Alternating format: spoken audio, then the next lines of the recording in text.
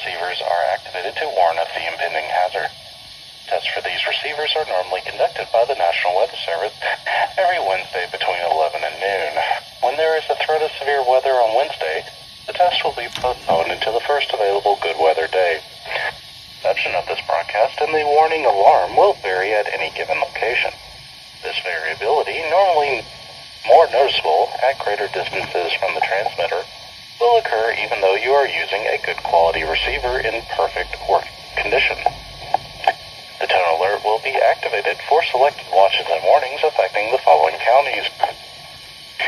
In Indiana, Porter, LaPorte, St. Joseph, Elkhart, LaGrange, Steuben, Stark, Marshall, Kosciuszko, Noble, DeKalb, Whitley, Allen, Miami, Wabash, Huntington, Wells, Adams, Grant, Blackford, Pulaski, and Jay.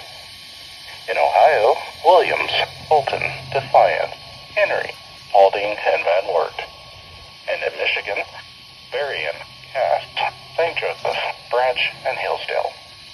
For more information, see our webpage at www.weather.gov/IWX and click on the NOAA Weather Radio under Local Information. We now return to normal programming.